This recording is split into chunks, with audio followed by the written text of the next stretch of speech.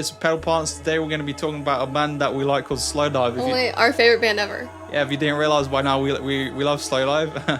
And we're going to be looking at the early sounds, some of the demo stuff, but then I guess like some of the demos around Pygmalion as well were really good. And we actually had lots of people say about the DREAMGAZER pedal that we just put out that it sounds like some Slowdive demos. And of course it does. It's a modulated reverb. Yeah, not a big compliment in the world, because some of those Slowdive demos, some of their best work. Yeah, Crazy For You and Dagger, the demo versions, those are my favorites. It's like I'm on like I don't know, man. Crazy For You, they're different versions, but the actual version's got that like nice feedback, and it's got, oh man, it's so good. But I really like on the demo version of Crazy For You, like one of the stereo out tracks or whatever it breaks and it goes like kind of mono in your headphone at one point. It's just like that beautiful lo-fi-ness of things, like audio mistakes or mistakes in the process, not necessarily human mistakes but mechanical mistakes.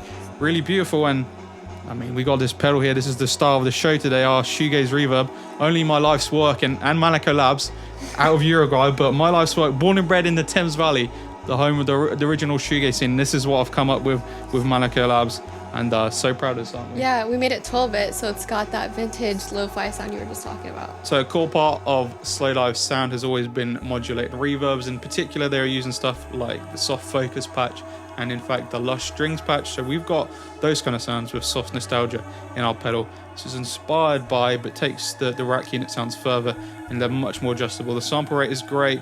I'll actually go over how I recorded Silk with this pedal too, because it was a lot of fun to make. And his new shoegaze song. Yeah, Wild Oscillation.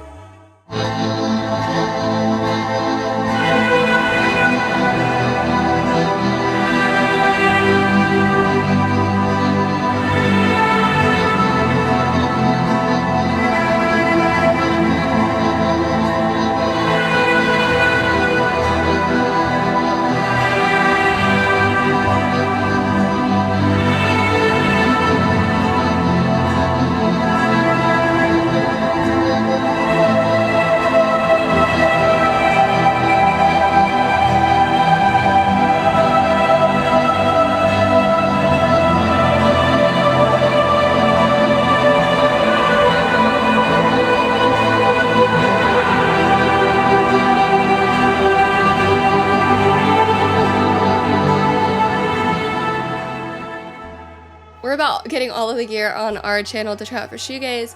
One of the things we've been looking out for the most is HOLLOWBODY, but we don't have one. We got our hands on one today to try. I know Rachel was using a HOLLOWBODY in the early years. Rachel has used various semi-HOLLOWBODY guitars throughout her career in Slowdive. An Aria Pro 2 TA60 was a mainstay during the early years. Perhaps Rachel's most iconic guitar was her original Fender Tele, and she in fact used a Fender Tele Thinline, which is a semi-HOLLOWBODY version of the Telecaster.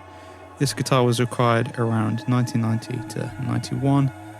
More recently, she's used a Fender Classic 72 Tele Thinline, which is similar to that guitar, and a custom 77 Roxy. Neil has used various semi-HOLLOWBODY guitars, especially a Rickenbacker 360 and 360 12-string during the 90s, and more recently he's been using a lot of semi-HOLLOWBODYs. He's used an Epiphone Casino and an Epiphone Riviera. There is a lot of beautiful modulations on 1993's Savlaki.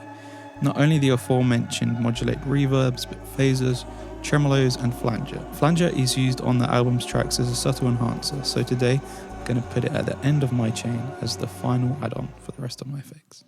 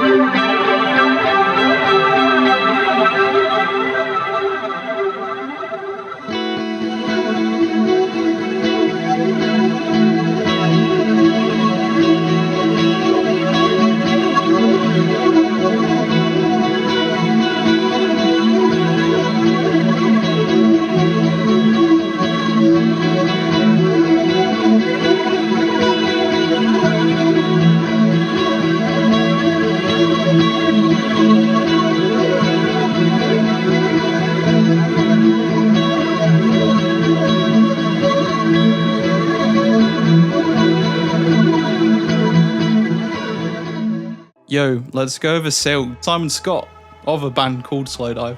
The band called Slowdive, I should say.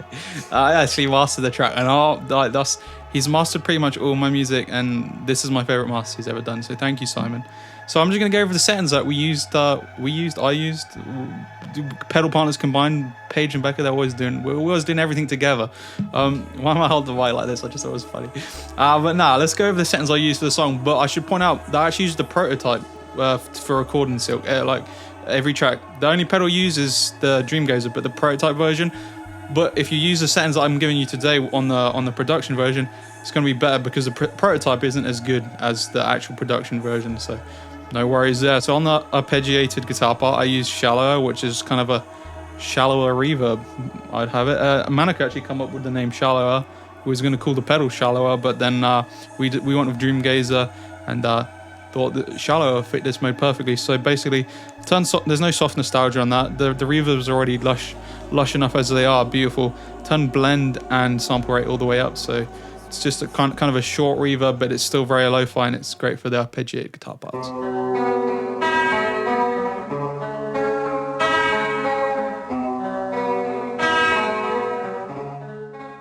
I remember the first time we got that prototype, Silk was like the first thing you did. Yeah, so then like some of the lead parts, basically the knobs are in the same position they were for the arpeggiated, but I just changed it to Blossom mode, which is my favorite mode. It's so shoegaze, it is the shoegaze reverb, and if you put soft nostalgia with it, it's just amazing.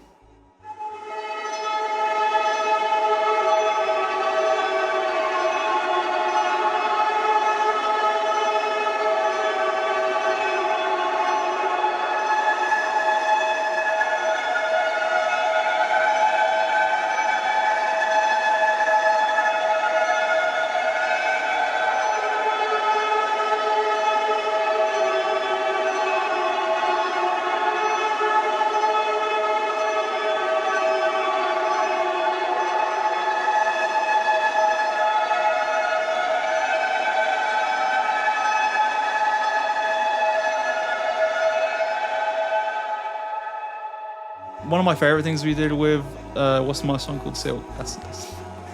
Should I not say it like that? One of the things we did for that song I did called Silk is at the Paige, my lovely Paige, you was changing the sample rate, which is one of our favorite things to do, make shoegaze swells in the background, and also soft nostalgia as well. Show the people how you was doing it like that.